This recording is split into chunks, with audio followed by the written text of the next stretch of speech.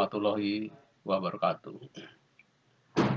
Teman-teman semua, beberapa hari yang lalu, saya mendapat WA dari seorang teman yang terkaget-kaget karena ada berita yang cukup mengejutkan dari CNBC yang judulnya Dapen Pupuk Kaltim membeli saham hantu.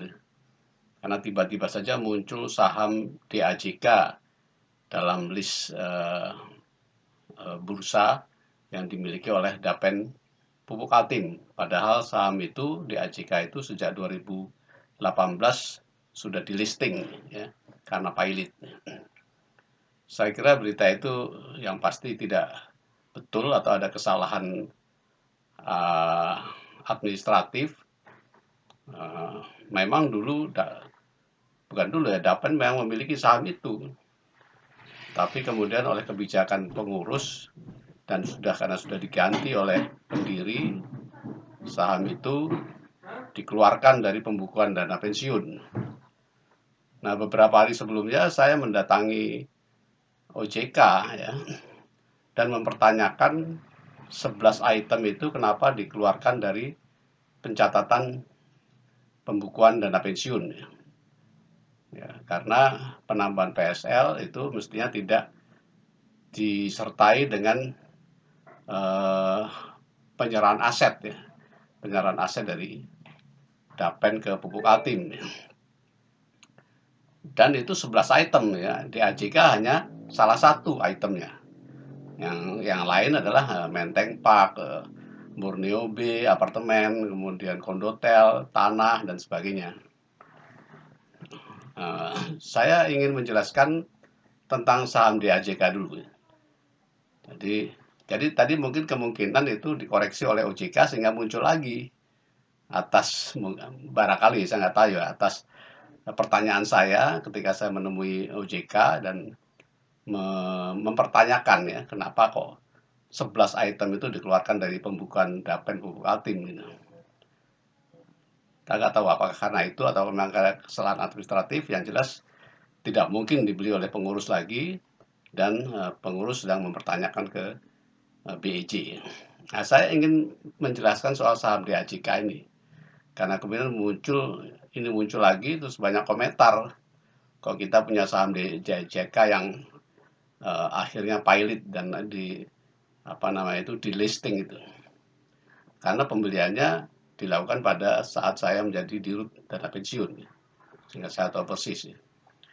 Jadi pada awalnya saya ingin ceritakan kronologisnya mengapa kita membeli saham itu, karena kita sulit mendapatkan keuntungan dari IPO saham-saham blue chip atau saham-saham yang perusahaan yang dikenal, karena biasanya nggak dapat jatah ya. Itu kan biasanya banyak yang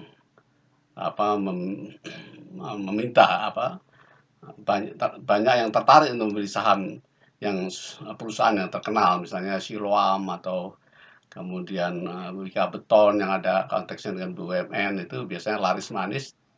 Kita pernah apply kalau nggak salah Wika Beton tuh 20 miliar dan dapatnya cuma 700 juta karena harus terbagi dengan yang lain yang juga berminat. Jadi didistribusikan secara proporsional. Sehingga di tahun 2014 ya, kami dan ini tentu saja sudah berkonsultasi dengan pendiri dan pengawas, berencana untuk mencari saham-saham calon-calon emiten lain yang tidak begitu terkenal, namun kita pelajari dengan baik ya, dengan sungguh-sungguh. Dan itu dari bawah ya, usulannya dari bawah, bottom up, karena saya tidak paham ya saham-saham itu, informasi dan sebagainya. Waktu itu ditawarkan oleh staf investasi ada beberapa saham, tapi dari kajian-kajian yang dilakukan oleh beberapa manajer investasi, ini yang disarankan adalah DAJK. Nah, saya nggak tahu DAJK itu perusahaan apa, dipelajari, manajemennya diundang, kemudian kita juga melakukan due diligence bersama-sama pengawas juga. ke lapangan, ke pabriknya, melihat pabriknya seperti apa penanganannya. Ya kita orang pabrik, kita ngerti pabrik yang baik itu seperti apa. Jadi di AJK itu adalah pabrik kemasan, ya, kemasan bungkusan untuk apa namanya itu produk-produk seperti makanan, obat-obatan, kemudian sepatu dan sebagainya. Berbagai macam kemasan itu diproduksi dan dibeli oleh perusahaan-perusahaan makanan dan sebagainya itu. Jadi di AJK itu termasuk yang 3 besar ya. Yang lain dikuasai oleh Sinarmas nggak salah. Dan dia anunya banyak sekali, ratusan pelanggannya. Pelanggannya banyak sekali. Nah, kita lihat tinjau pabriknya, kita wawancarai manajemennya, wawancarai karyawannya, bagaimana dia menerapkan prosedur-prosedur keselamatan kerja. Ya, menurut kami dia sudah setara dengan perusahaan kelas-kelas yang kelas dunia ya, karena bersih, bahkan sudah ISO dan sebagainya. Ya, karyawan juga happy dan manajemennya juga mempunyai visi yang baik ya. Baik visi mesejahterakan karyawannya, juga visi pengembangan. Jadi nanti hasil IPO itu akan dibuat pengembangan industrinya di Bekasi, Kerawang, di Subang, dan tanahnya sudah ada.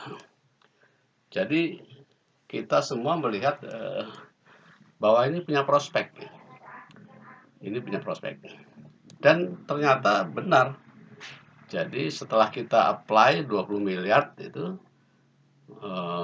saham ini langsung terbang. Di hari pertama sudah naik 8%. Ini ada beritanya ya. Di hari pertama itu sudah naik 8%. Artinya kita sudah dapat untung 1,6 miliar ya, dengan 20 miliar yang kita tanam di hari pertama. Sudah itu kita lanjutkan dengan trading ya.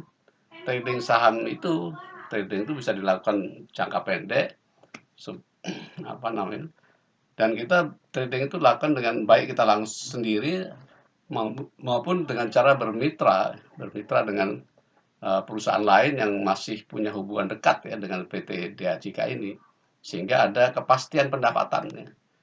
Ada kepastian pendapatan. Ini langkah mitigasi yang kita lakukan sehingga dalam 2 tahun itu 2014 sampai 2016 itu kita memperoleh keuntungan rilis ya, itu 14 miliar ya, dengan modal yang investasi terakhir kita tanam situ 60-an miliar memang.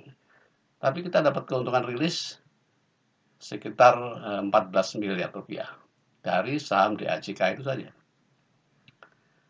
Terus tapi yang kejadiannya adalah saham ini mengalami kecelakaan industri di awal tahun 2016 ya. Saya masih menjadi dirut. Kebakaran pabriknya di Tangerang sana. Pabrik kebakaran, rugi ratusan miliar, tapi perusahaannya masih tetap berusaha untuk bertahan ya dengan hutang dan sebagainya, tapi akhirnya tidak mampu dan terpaksa dipilotkan karena banyak ada kredit yang mempilotkan perusahaan ini, sehingga karena perusahaannya sudah pilot, maka oleh BEJ di listing. Jadi bukan karena perusahaannya jelek, ada kecelakaan industri, gitu ya.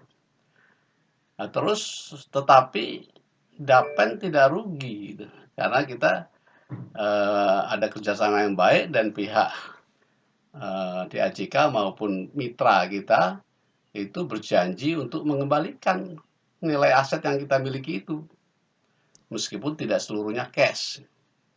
Jadi PT API yang tempat kita bekerja sama itu sudah menyerahkan asetnya berupa tanah di Subang ya, itu dengan negosiasi harga nilainya 10,5 miliar. Kemudian disusul lagi dengan tanah-tanah di Wonosari ya, itu juga beberapa hektar luasnya ya.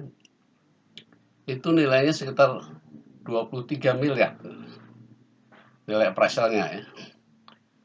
Kemudian sisanya itu PT API itu juga setelah menandatangani kerjasama dengan Dapen Pupuk Kaltim akan mengembalikan secara bertahap, dicicil selama 4 tahun.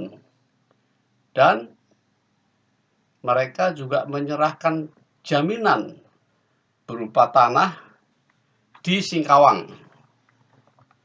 Itu berdekatan dengan airport yang sedang dibangun. Di Singkawang itu sedang membangun airport.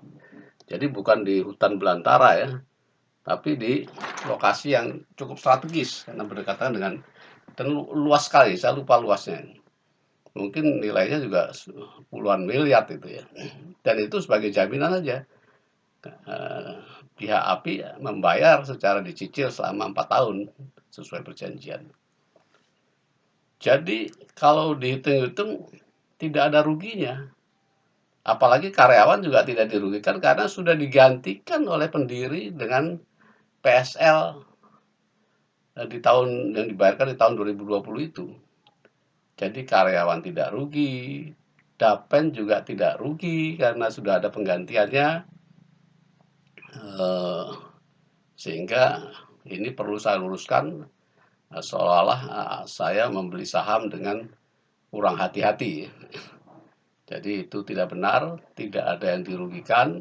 Sampai saat ini pun pihak ketiga terus membayar dan ada jaminannya. Kalau dihitung-hitung nilainya sudah lebih dari yang kita dapatkan dari investasi yang dilakukan. Dari keuntungan ditambah aset-aset yang diserahkan dan dijaminkan, itu sudah lebih besar, jauh lebih besar daripada investasi yang kita lakukan. Jadi saya perlu menjelaskan ini karena ada juga beberapa yang mempertanyakan seolah-olah saya tidak hati-hati membeli saham dan sebagainya. Itu penjelasannya. Ya, apa namanya itu? Memang betul, tapi bukan tidak hati-hati. Kita melakukannya dengan due diligence, kemudian tradingnya juga dengan ada jaminan. Tetapi memang ini ada kecelakaan industri dan belum rugi, ya, tidak ada kerugian, belum ada kerugian terkait saham ini. Mungkin itu penjelasannya. Terima kasih. Assalamualaikum warahmatullahi wabarakatuh.